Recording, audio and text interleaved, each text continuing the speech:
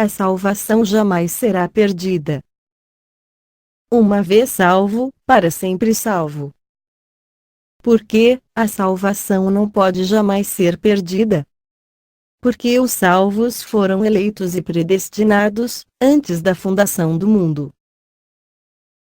Como também nos elegeu nele, antes da fundação do mundo, para que fôssemos santos, e irrepreensíveis diante dele em amor, e nos predestinou para filhos de adoção por Jesus Cristo, para si mesmo, segundo o beneplácito de sua vontade. Se um salvo se perdesse, a predestinação e eleição de Deus falhariam. Porque a salvação não pode jamais ser perdida. Porque os salvos tornam-se filhos, o que é irreversível. Mas, a todos quantos o receberam, deu-lhes o poder de serem feitos filhos de Deus, aos que creem no seu nome. Porque a salvação não pode jamais ser perdida.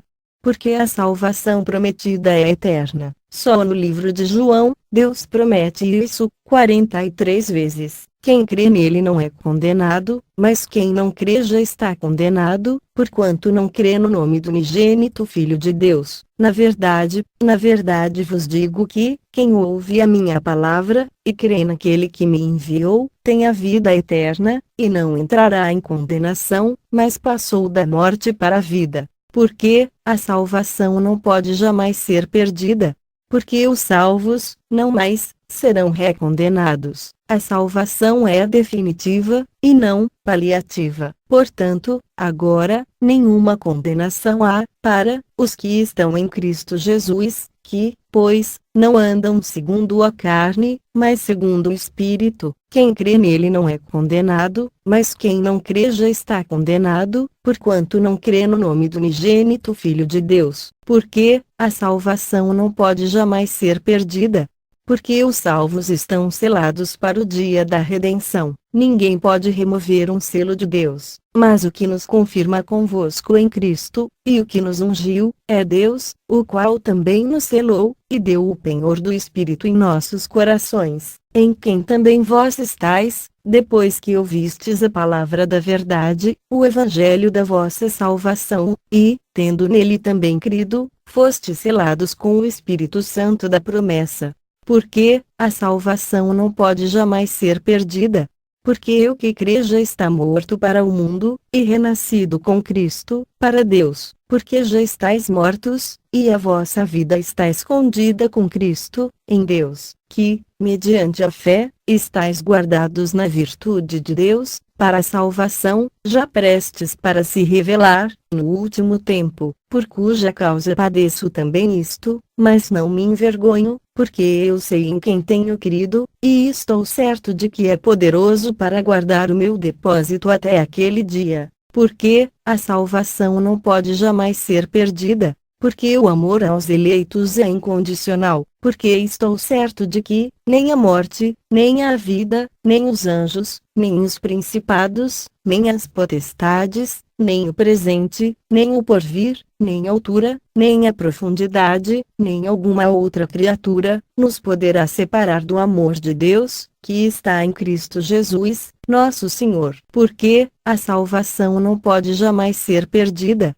Porque se Deus não guardasse o salvo, ele se tornaria, segundo ele mesmo, um perjuro, para que por duas coisas imutáveis, nas quais é impossível que Deus minta, tenhamos a firme consolação, nós, os que pomos o nosso refúgio em reter a esperança proposta, a qual temos como âncora da alma, segura e firme, e que penetra até o interior do véu. Porque a salvação não pode jamais ser perdida. Porque se Deus não guardasse o salvo, se tornaria, segundo ele mesmo, um quebrador de promessa. Todo o que o Pai me dá virá a mim, e o que vem a mim, de maneira nenhuma, o lançarei fora. E a vontade do Pai, que me enviou, é esta, que nenhum de todos aqueles que me deu se perca, mas que o ressuscite no último dia. Porque a salvação não pode jamais ser perdida. Porque se Deus não guardasse o salvo, se tornaria, segundo ele mesmo, um mentiroso, e dou-lhes a vida eterna, e nunca hão de perecer, e ninguém as arrebatará da minha mão. Meu Pai, que mas deu, é maior do que todos, e ninguém pode arrebatá-las da mão de meu Pai. Eu e o Pai somos um. Observação: da cruz até ao arrebatamento, antes da grande tribulação, estamos na dispensação da graça, e não da lei. Toda a lei, inclusive os 10 mandamentos, não tem vigor nenhum sobre a Igreja de Cristo. É um erro atribuir qualquer ordenança da lei à Igreja de Cristo. Porque Deus amou o mundo de tal maneira que deu o seu Filho unigênito, para que todo aquele que nele crê não pereça, mas tenha a vida eterna. Porque pela graça sois salvos, por meio da fé, e isto não vem de vós, é dom de Deus, não vem das obras, para que ninguém se glorie, porque somos feitura sua, criados em Cristo Jesus para as boas obras, as quais Deus preparou para que andássemos nelas. Porque muitos pensam que se não perseverarmos, perderemos a salvação?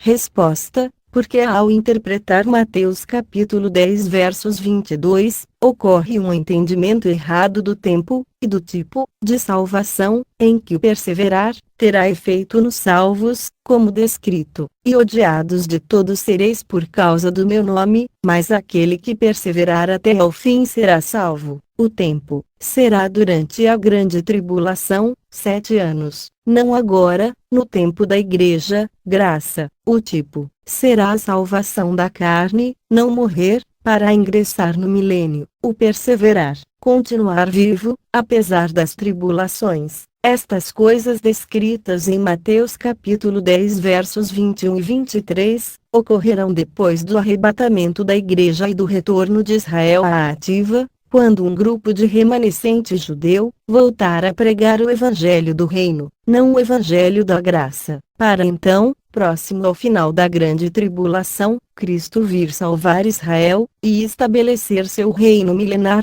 milênio, como descrito, e o irmão entregará à morte o irmão, e o pai o filho, e os filhos se levantarão contra os pais, e os matarão, e odiados de todos sereis por causa do meu nome, mas aquele que perseverar até ao fim será salvo. Quando pois vos perseguirem nesta cidade, fugi para outra, porque em verdade vos digo, que não acabareis de percorrer as cidades de Israel, sem que venha o Filho do Homem. Observação: os espiritualmente salvos, mas que em todo o mundo morrerem durante a grande tribulação, por terem crido em Cristo através da pregação do Evangelho do Reino, são os descritos em Apocalipse capítulo 7 versos 9, e capítulo 7 versos 13 e 14. Considere que no tempo das tribulações, a Igreja e o Evangelho da Graça não mais existirão, e mesmo que existam autoproclamados cristãos, estes serão ilegítimos. Depois destas coisas olhei, e eis aqui uma multidão, a qual ninguém podia contar, de todas as nações, e tribos, e povos, e línguas, que estavam diante do trono, e perante o Cordeiro, trajando vestes brancas e com palmas nas suas mãos. E um dos anciãos me falou, dizendo: estes que estão vestidos de vestes brancas, quem são, e de onde vieram? E eu disse-lhe: Senhor, tu sabes. E ele disse-me: estes são os que vieram da grande tribulação, e lavaram as suas vestes e as branquearam no sangue do Cordeiro. Todos que durante o tempo da igreja, graça, já tiverem ouvido o evangelho da graça mas não forem arrebatados, estes não mais terão nenhuma oportunidade de salvação espiritual. Os mortos permanecerão no Hades aguardando a sentença condenatória diante do grande trono branco, que acontecerá após o milênio, e os vivos receberão a operação do erro, para que creiam nas mentiras do ínico, e sejam condenados.